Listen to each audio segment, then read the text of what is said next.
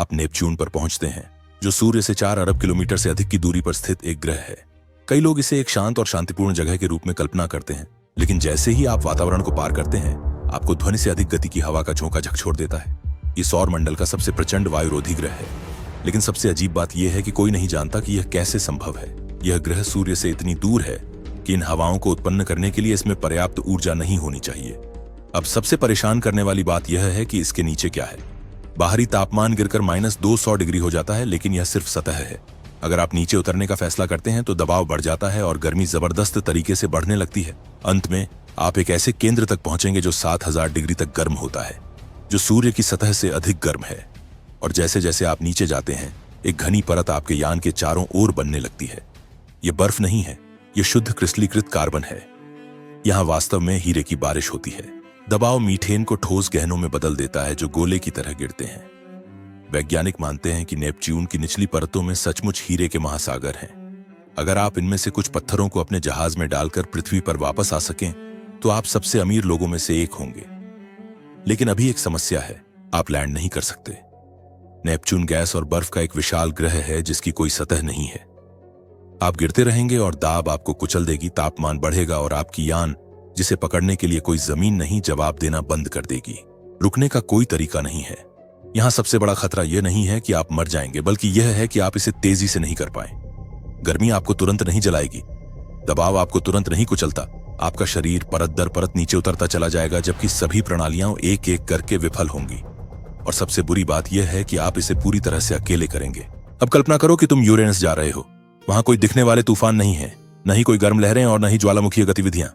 ऐसा लगता है कि तुम इस नीले ग्रह पर शांति से उतरने वाले हो, जब तक कि तुम्हें कुछ अजीब महसूस नहीं होता। जहाज एक तरफ झुकता है, ग्रह अपने अक्ष को 98 डिग्री पर झुकाकर लेटा हुआ घूमता है, और तुम्हारी नेविगेशन प्रणाली इसके लिए तैयार नहीं थी। इस घटना के कारण वर्षों तक इसके ध्रुवों में से एक पूरी तरह से अंधेरे में रहता है, जबकि दूसरा लगातार सूर्य के संपर्क में रहता है।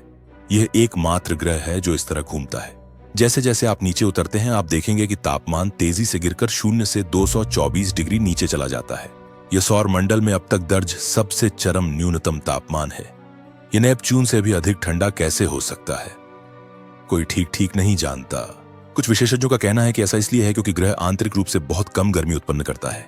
ऐसा लगता है जैसे इसका कोर बंद है, और इसके शांत रूप के बावजूद आपके चारों ओर जो गैस है वह हवा नहीं है। आप जहरीली गैस के वातावरण से गुजर रहे हैं, जो हाइड्रोजन, हीलियम और मीथेन से बना है।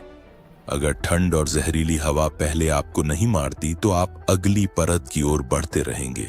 वहां वातावरण अधिक घना हो जाता है और आप हजारों बर्फ के पत्थरों से टकराएंगे।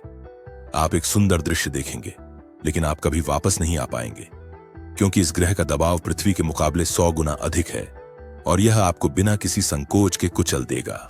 कई मायनों में यूरेनस लगभग नेपच्यून का जुड़वां है, इसलिए आप वही भाग्य साझा करेंगे। अत्यधिक ठंड, जहरीली गैसें और विनाशकारी दबाव के कारण मौत।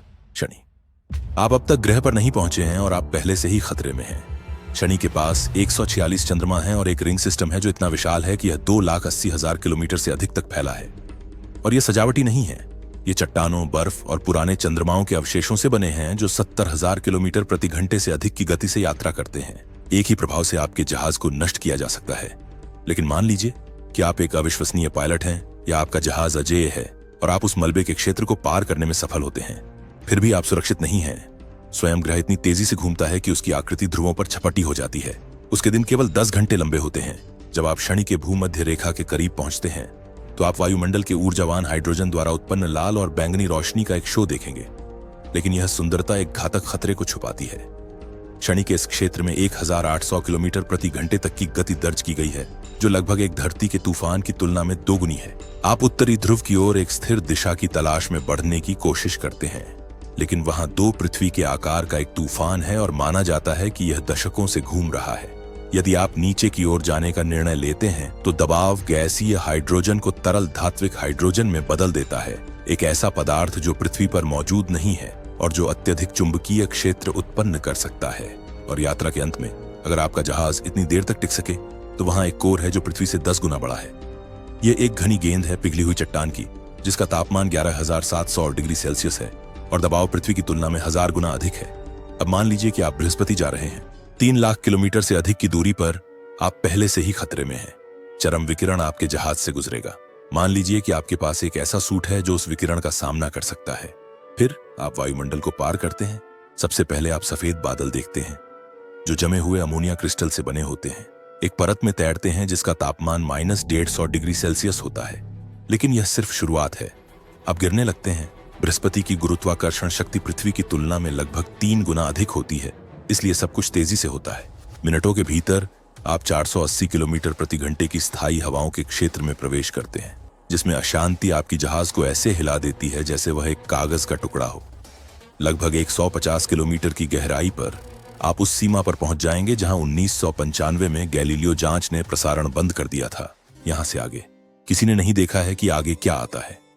आगे की तरफ ऐसा माना जाता है कि सुपरक्रिटिकल अवस्था में हाइड्रोजन का क्षेत्र शुरू होता है, जो न तो गैस है और न ही तरल। एक पदार्थ इतना घना कि उसमें हिलना ऐसे होगा जैसे शीशे में तैरने की कोशिश करना। और नीचे आपको धात्विक हाइड्रोजन मिलेगा, एक अत्यधिक घना तरल जो आपको फंसा देगा। यदि आप इसे भी पार कर पाते हैं तो आप बृहस्पति के कोर तक पहुंच सकते हैं। हालांकि यह ठोस है या नहीं, यह ज्ञात नहीं है। वहां का तापमान लगभग 24,000 डिग्री सेल्सियस होता है, जो सूर्य की सतह से लगभग 4 गुना अधिक है। बृहस्पति के पास 95 चंद्रमा हैं और उनमें से एक आयो में 400 से अधिक सक्रिय ज्वालामुखी है, जो इसे पूरे सौरमंडल का सबसे ज्यादा ज्वालामुखीय रूप से सक्रिय स्थान बनाते हैं। लेकिन चलो मंगल पर जाते हैं। आप लाल ग्रह पर पहुंचते हैं और यह एक शांत रेगिस्तान जैसा लगता है। यह 20 डिग्री के वसंतमय तापमान और पीला आसमान आपके ग्रह की गर्मियों की संध्याओं की याद दिलाता है। लेकिन यह एक जाल है। जैसे ही सूरज छिपता है, थर्मामीटर -130 डिग्री सेल्सियस तक गिर जाता है, जो पृथ्वी के सबसे ठंडे स्थान से भी अधिक ठंडा है। मंगल की वायुमंडल इतनी पतली है कि न तो वह गर्मी बरकरार रख सकती है और न ही आपकी रक्षा कर सकती है। उसके वातावरण की एक और समस्या यह है कि यह मुख्यतः कार्बन डाइऑक्साइड से बना है। आप एवरेस्ट से ऊंचे पहाड़ और 8000 मीटर से ज्यादा गहरे घाटियां देखेंगे, लेकिन उनमें से किसी में भी सांस लेने के लिए हवा नहीं है। पर मान लो आपके पास अनंत ऑक्सीजन है। आपको सोने की जगह की जरूरत होगी, क्योंकि अंतरिक्ष यान सबसे आरामदायक नहीं है। यहां कम से कम तुम्हारी किस्मत अच्छी है, क्योंकि यहां की जमीन में सीमेंट बनाने और ईंधन तैयार करने के लिए सही सामग्री है। लेकिन समस्या रेडिएशन के साथ आती है। मंगल ग्रह पर प्राकृतिक विकिरण का औसत स्तर 24 से 30 रैड्स के बीच होता है, जो पृथ्वी की तुलना में लगभग 40 से 50 गुना अधिक है। दबाव बहुत कम है और विकिरण बहुत अधिक है, जो बेहद खतरनाक है। लेकिन यह सबसे बुरी बात नहीं है। मंगल ग्रह बहुत हिंसक धूल भरी आंधियों का अनुभव करता है, और भले ही वे आपकी त्वचा को नष्ट नहीं करेंगी, वे किसी भी मशीन को महीनों में नष्ट कर देंगी। आपको वापस लौटने की संभावना के बिना छोड़ देंगी। ये तूफान ग्रह पर रहने की संभावना को बहुत जटिल बना देते हैं। इसलिए एक पूरी तरह से हर्मेटिक, अछूता और अच्छी तरह से प्रेशराइज्ड जीवन समर्थन प्रणाली की आवश्यकता होगी। कौन जानता है कि क्या किसी दिन एलोन मस्क इन सभी समस्याओं को हल कर देंगे ताकि हम वहां रह सकें। अब कल्पना करें कि आप शुक्र ग्रह पर पहुंचते हैं। यह पृथ्वी के सबसे निकटतम ग्रह है, लगभग 40 मिलियन किलोमीटर दूर, इसलिए यात्रा अपेक्षाकृत छोटी होगी। आप केवल 4 महीनों में एक अंतरिक्ष यान में पहुंच सकते हैं। इसका आकार और गुरुत्वाकर्षण पृथ्वी के समान होगा। आप अपने यान का हैच खोलते हैं और संभवतः एक पीली हवा आपके जहाज के माध्यम से गूंजते हुए जाती है। इस ग्रह पर सांस लेना आपके फेफड़ों को एसिड में घोलने के बराबर है, और यह कोई अतिशयोक्ति नहीं है। शुक्र के बादल सल्फ्यूरिक एसिड से बने होते हैं, जो एक ऐसी आक्रामक पदार्थ है जो धातु को और तुम्हें भी कुछ ही सेकंड में नष्ट कर देगा अगर तुम्हारा सूट फट जाए। मान लो कि तुमने एक अल्ट्रा रेसिस्टेंट सूट पहना है। अगली बात जो तुम महसूस करोगे वह यह है कि तुम कुछ नहीं देख सकते। वायुमंडल की घनत्व इतनी अधिक है कि सूर्य की रोशनी शायद ही सतह तक पहुंचती है। केवल 10% उस वातावरण से गुजरता है। कार्बन डाइऑक्साइड वायुमंडल के 96% हिस्से को बनाता है और इसे पृथ्वी की तुलना में 92 गुना अधिक दबाव के साथ संपीड़ित करता है। यह ऐसा है जैसे पूरे महासागर का भार आपके शरीर पर हो, बस पानी, रोशनी के बिना, और 450 डिग्री पर। और हाँ, इसका मतलब है कि यह बुध ग्रह से भी अधिक गर्म है, भले ही यह सूर्य से अधिक दूर है। कारण इसका ग्रीन हाउस प्रभाव है, जो पूरे सौरमंडल में सबसे चरम है। यह वास्तव में एक गर्मी का फंदा है जिससे बचा नहीं जा सकता। हाथ और पैर हिलाना एक बहुत बड़ी चुनौती होगी। हालांकि गुरुत्वाकर्षण पृथ्वी की तरह ही है। हवा की घनत्व के कारण ऐसा लगेगा जैसे आप गाढ़े तरल में चल रहे हो। और यहाँ एक मजेदार मोड़ है। शुक्र उल्टा घूमता है। इसकी घूर्णन प्रतिगामी है, और इसके अलावा शुक्र पर एक दिन उसके अपने वर्ष से लंबा होता है। इसका मतलब है कि आप आकाश को घूमते देखने में अधिक समय बिताएंगे बजाय सूर्य की परिक्रमा करने में। दिलचस्प बात यह है कि एक घातक ओवन होने के बावजूद शुक्र कभी पृथ्वी के बहुत समान हो सकता था। अरबों साल पहले शुक्र में तरल पानी के महासागर, समशीतोष्ण तापमान और यहां तक कि जीवन के लिए उपयुक्त स्थितियां हो सकती थीं। लेकिन कुछ गलत हो गया। एक अनियंत्रित ग्रीनहाउस प्रभाव ने इस संभावित रूप से रहने योग्य दुनिया को आज के अम्लीय नरक में बदल दिया।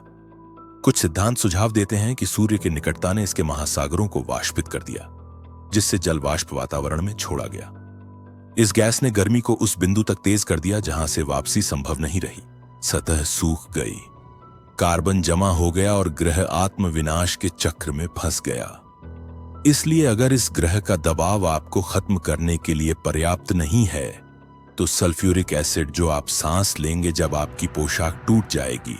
आप बुध ग्रह पहुंचते हैं, लेकिन इससे पहले कि आप बाहर कदम रखें, देखते हैं कि आपकी अंतरिक्ष यान का स्टैंड पहले से ही पिघल रहा है। यह सूर्य के सबसे निकटतम ग्रह है, लेकिन अगर आप सोचते हैं कि इसका मतलब है कि यहां हमेशा गर्मी रहती है, तो आप गलत हैं। रात के दौरान तापमान लगभग 0 से 180 डिग्री नीचे गिर जाता है, जबकि दिन में यह 430 डिग्री तक पहुंच सकता है। कारण, यहां कोई वातावरण नहीं है जो तापमान को नियंत्रित कर सके। यहां केवल एक बहुत पतली एक्सोस्फीयर है जो गर्मी को बनाए रखने में असमर्थ है। इसका मतलब है कि यहां कोई जलवायु नहीं है, कोई हवा नहीं है, लेकिन हां, यहां विकिरण है और बहुत ज्यादा है। वास्तव में बुध को पृथ्वी से 7 गुना अधिक सौर विकिरण मिलता है। यहां ऑक्सीजन नहीं है और न ही कोई सुरक्षित छाया है। और अगर यह काफी नहीं था, तो सतह गड्ढों, चट्टानों और प्राकृतिक जाल से भरी है जो उतरने को मुश्किल बनाते हैं। और सिर्फ इतना ही नहीं, यहां एक जहाज को रोकना लगभग आत्मघाती है। पतली वायुमंडल आपकी रफ्तार कम करने में सहायक नहीं होती है, इसलिए या तो आप बिल्कुल सही तरीके से उतरते हैं या बुरी तरह से टकराते हैं। दिन में उतरना तो बिल्कुल मुमकिन नहीं है, क्योंकि नासा के स्पेस सूट 121 डिग्री तापमान तक ही सहन कर सकते हैं। लेकिन रात भी आसान नहीं होती। -180 डिग्री तापमान सूट की न्यूनतम थर्मल प्रतिरोध सीमा से अधिक है, जो -157 डिग्री है। केवल एक बिंदु है जहां आप अभी भी इसे आजमा सकते हैं, दिन और रात के बीच की पट्टी। वहां तापमान मध्यम होता है, कम से कम कुछ मिनटों के लिए, लेकिन हर सेकंड वह क्षेत्र खिसकता रहता है। अगर आप देरी करते हैं तो आप अग्नि और बर्फ के बीच फंस जाएंगे। सचमुच इस प्रकार की सामग्री का समर्थन करना ना भूलें। सदस्यता लें और इस अन्य वीडियो को देखें जो आपको बहुत पसंद आएगा।